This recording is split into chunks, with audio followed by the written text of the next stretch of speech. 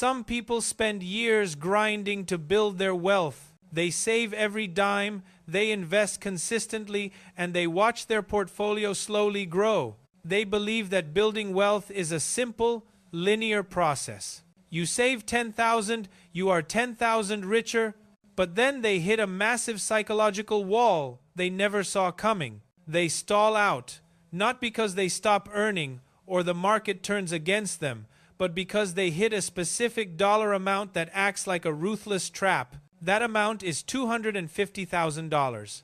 And I guarantee you, this is the most dangerous milestone in your entire financial journey. It's the point where having just enough money makes you incredibly dangerous to yourself. Today, we are diving deep into what I call the $250,000 rule. We will expose the 3 psychological traps that wipe out decades of careful progress.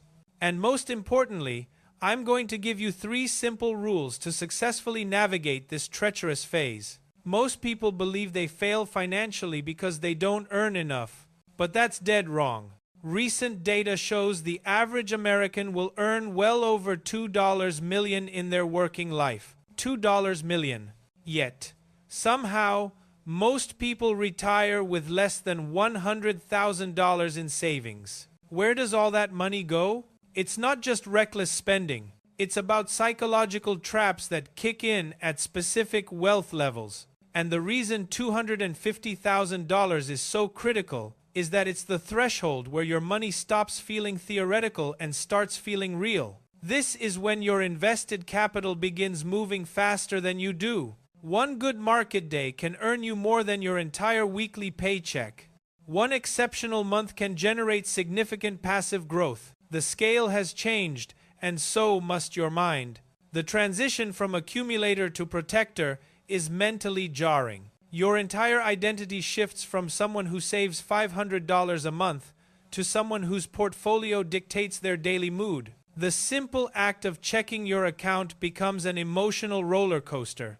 This emotional volatility is precisely why most people are unprepared for this milestone. They mistakenly believe that financial growth requires increasing sophistication, when in reality, it demands increasing emotional stability. You must learn to treat your portfolio as a thriving factory, not a daily video game score. But here is where the danger lies. When you only had $5,000 invested, a 10% loss meant losing $500. It stings, sure, but it's not life-altering. When you have $250,000 invested, that same 10% loss costs you $25,000. That is the entire annual savings of the median American household. Suddenly, the stakes aren't just higher. They're in a completely different universe. And the first monster lurking here is the illusion of arrival. Trap 1. The illusion of arrival. You've finally reached $250,000 in investments. You check your portfolio on a Tuesday morning and boom, you are up $8,000 from the day before. Your brain immediately starts playing tricks on you. $8,000 in one day. That's more than you used to make in a month at your first job. Clearly, you've made it. You start feeling wealthy. You start telling yourself that you deserve to celebrate. Maybe it's time to upgrade the car. Perhaps that $10,000 vacation you put off is finally justifiable. You're practically rich now, right? Wrong. Dead wrong. The $8,000 gain is unrealized. It only exists on paper. It can disappear tomorrow just as quickly as it appeared. But that $10,000 vacation you took is very real, very permanent, and very capable of setting your financial journey back by months or even years.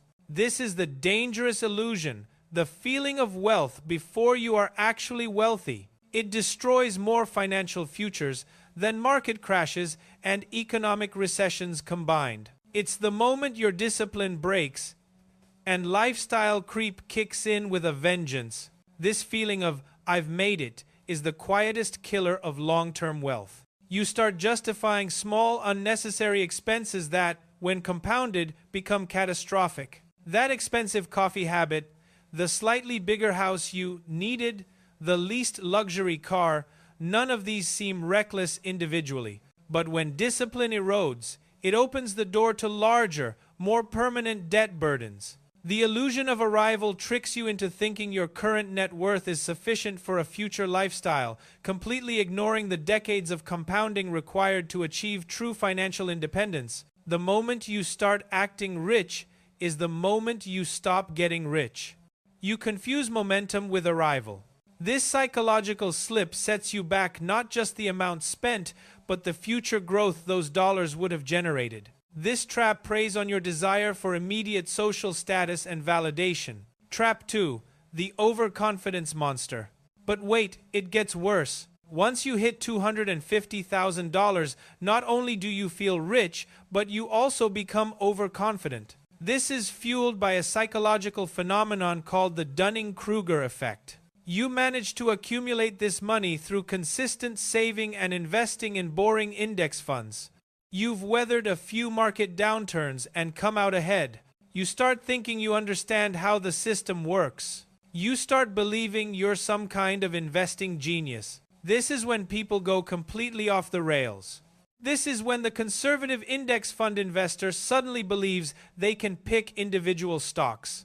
This is when they start dabbling in options trading or throwing large sums of money at speculative crypto. This is when the phrase, "I can afford to lose this," becomes the single most expensive sentence in the English language. The cruel irony is that at $250,000, you finally have enough money to make the kind of mistakes that can delete years of growth. You can afford to lose $20,000 on a bad pick. The problem is that affording to lose money and being able to afford losing money are two completely different things. A single $10,000 mistake today translates to roughly $40,000 in future wealth lost over 20 years due to the lack of compounding. This is the compound cost of poor decisions. You are wiping out years of diligent saving simply because you thought you were smarter than the market. This monster feeds on your ego, and it will sabotage your momentum faster than anything else.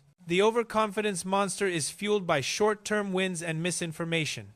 You see a lucky friend win big on a volatile stock and think, "I'm smart enough to replicate that."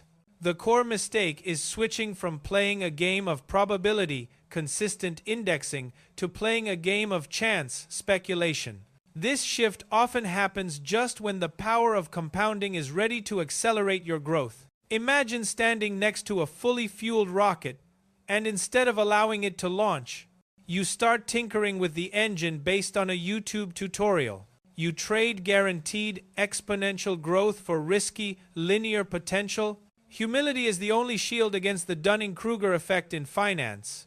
True financial intelligence is knowing what you don't know and sticking to systems that eliminate ego from the equation. Losing $20,000 on a speculative bet feels like a setback, but mathematically, it's a disaster that costs you a quarter of a century of momentum. Trap 3. The comparison trap. The final killer, lurking at the $250,000 mark, is the comparison trap. You finally reach $250,000 and feel successful for about 5 minutes. Then you go online, you meet someone at a networking event, or you stumble across a social media post. They mention they have $500,000 invested, or maybe $2 million. Suddenly, your $250,000 doesn't feel impressive anymore. You feel behind. You feel like a failure. This triggers what I call acceleration anxiety. You abandon your conservative, steady approach. You increase your risk tolerance beyond rational limits, making desperate moves to close the gap between where you are and where you think you should be. This is when people start leveraging their portfolios. They take out home equity loans to invest in the stock market. They convince themselves that taking on debt to invest is just being strategic. If the market returns 10% and you can borrow at 6%, that's free money, right? Wrong. That's how you turn a temporary setback into a permanent catastrophe. The comparison trap is vicious because it never ends. There will always be someone with more money than you. Always. The moment you start measuring your success against someone else's highlight reel is the moment you stop appreciating how far you've actually come. At $250,000, you have just enough money to make really stupid decisions in the name of catching up. It is the most dangerous inflection point in the entire wealth-building journey. The comparison trap is far worse today than it was 20 years ago because of the constant stream of curated success stories online. You are no longer just comparing yourself to the neighbor with a slightly nicer car. You are comparing your $250,000 to a stranger's heavily filtered multi-million-dollar portfolio. This digital keeping up with the Joneses creates unbearable pressure. This is the stage where people make the fatal leap into leveraging, using borrowed money to increase market exposure. They rationalize that debt is a tool, not a liability, when used for investing.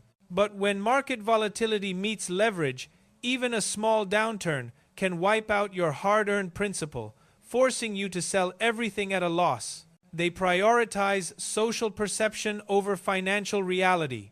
They sabotage their own future chasing someone else's highlight reel, forgetting that the real goal is control over time, not control over Instagram followers. The solution: 3 rules to win. So, how do you navigate this treacherous threshold? The secret isn't learning new complex strategies. It is unlearning the need to be clever. The biggest winners at this level are often the most boring people you'd never want to sit next to at a dinner party. They keep buying the same index funds. They keep living in the same reasonable house.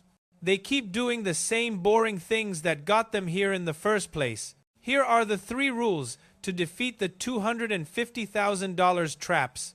Rule has shown: stay boring and embrace the momentum.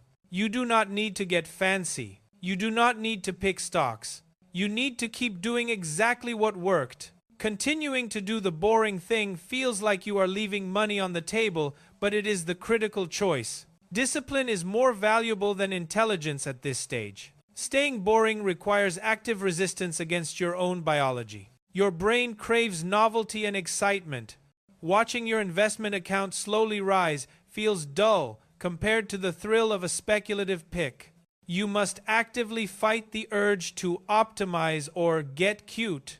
Financial independence is won in the quiet consistency of dollar-cost averaging, not in frantic trading. The discipline you learned saving those first few $1,000s is the exact same discipline required to manage $250,000 and eventually $1 million. The challenge intensifies because the stakes are higher, but the solution remains the same: automate your process and ignore the noise. Boring is the foundation of exponential wealth. Rule #2. Understand the math of escape velocity. $250,000 is not a quarter of the way to $1 million. It is actually halfway to becoming a millionaire, measured in time. Think about this. If you are consistently investing, the time it takes to get from $250,000 to $500,000 is about half the time it took you to get from $0 to $250,000. The growth snowballs. Your money has achieved escape velocity. The second $250,000 comes twice as fast as the first.